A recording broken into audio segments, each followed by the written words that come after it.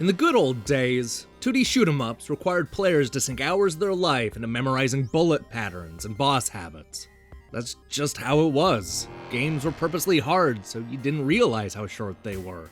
At the turn of the century, Ikaruga shook things up by giving players a helping hand.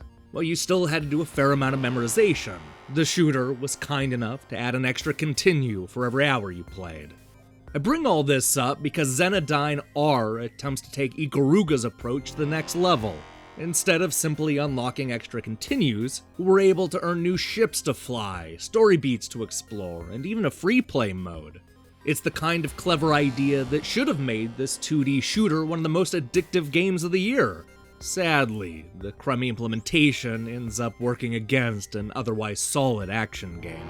But let's not get ahead of ourselves.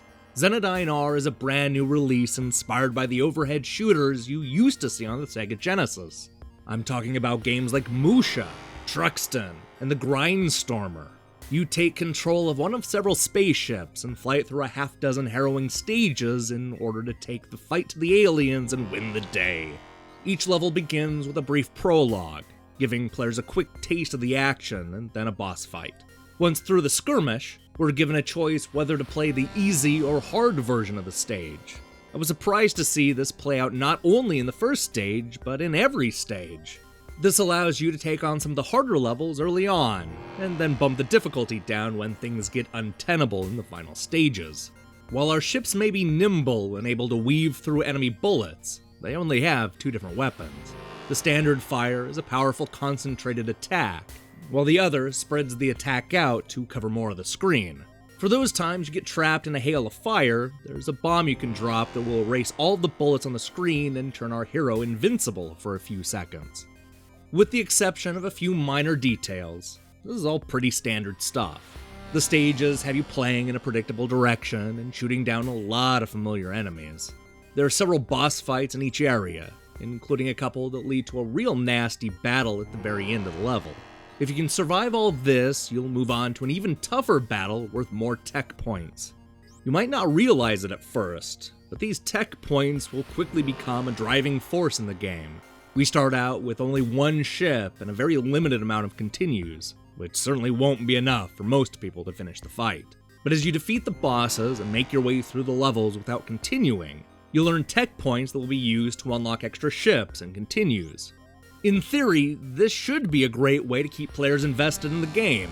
There's just one problem. This sets up a situation where you're stuck replaying the same stages over and over, trying to grind for tech points. It doesn't help that we're expected to earn hundreds of these points, but only get a few at a time. If you can make it through the first stage, you'll earn a whopping 4 points. 6 if you do it without dying too many times.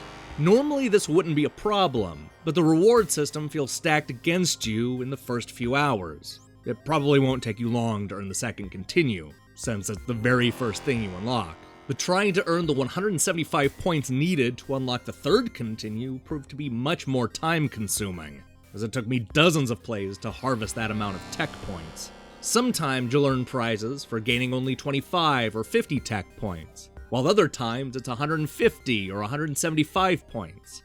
And instead of being more spread out later in the game, I found the opposite to be true.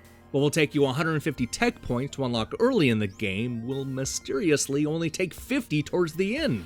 After spending so many hours grinding the same levels just to get 175 points, it felt like a slap in the face when I only needed one extra point to earn that 6th credit.